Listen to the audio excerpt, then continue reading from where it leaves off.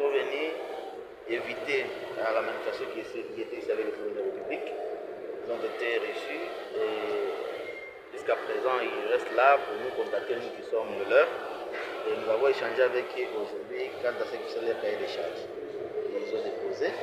Et il y a beaucoup de cohérence entre ce qu'ils sont en train de faire et ce qu'ils ont amené.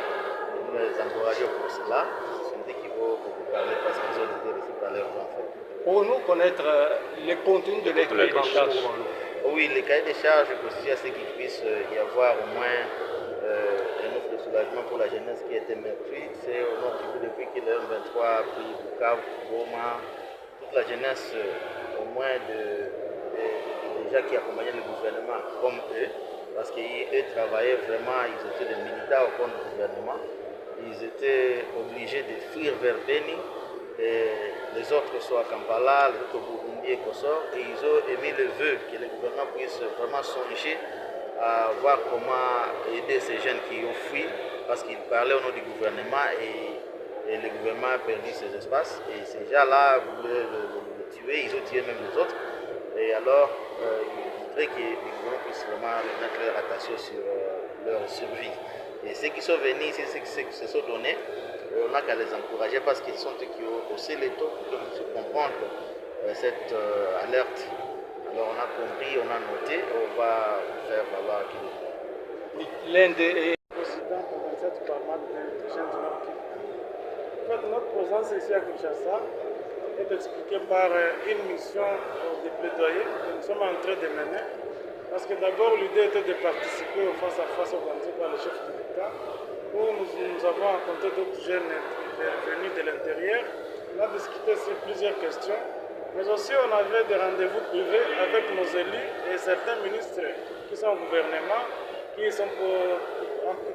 proviennent de l'Est. Vous savez, je crois que vous maîtrisez tous la situation qui se passe à l'Est de la RDC.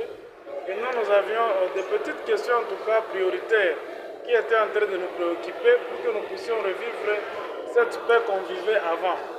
Et aujourd'hui à Kinshasa, nous avons des questions purement sécuritaires, pour ne pas parler des questions de développement, parce qu'il n'y a pas de développement sans la sécurité. Et parmi ces questions, nous on se demandait comment est-ce que le chef de l'État il a pris des engagements ou des accords avec un pays puissant au niveau mondial, les États-Unis, et que le M23 et les troupes rwandaises continuent à mener leur offensive dans le terrain. Nous, on voudrait avoir l'impact de l'accord et la situation du terrain pour comprendre quand est-ce que nous aurons la paix. Voilà, heureusement qu'il y a eu encore des efforts. Le chef de l'État s'est encore imposé et que le Rwanda a décidé de retirer ses troupes dans Uvira, puisque vous savez que l'idée était que l'accord soit respecté après cette signature. Et le Rwanda a violé cet accord signé à Washington et ils ont pris Uvira. S'ils vont se retirer d'Uvira, c'est qu'ils reviennent au respect de cet accord-là. C'est ce que nous voulons. La deuxième petite question qu'on voulait adresser aux autorités, c'était la question de savoir comment gérer ces jeunes-là qui avaient fui les zones occupées. Ces jeunes-là, ils sont en train d'aérer dans beaucoup de pays africains, ici qui environnent la RDC, notamment le Burundi, la Tanzanie, l'Ouganda. Ils sont à Beni, ils sont à Kinshasa, sans aucun accompagnement. Ce sont des jeunes qui sont remplis de talent. Ils sont des activistes qui ont des diplômes, ils sont des activistes qui ont de l'expérience et l'expertise. Et moi je pense que le gouvernement doit prendre des décisions et avoir une mesure d'accompagnement pour l'insertion socio-professionnelle de ces jeunes, pour qu'ils puissent vivre comme d'autres jeunes qui sont dans les zones qui ne sont pas occupées par les rebelles.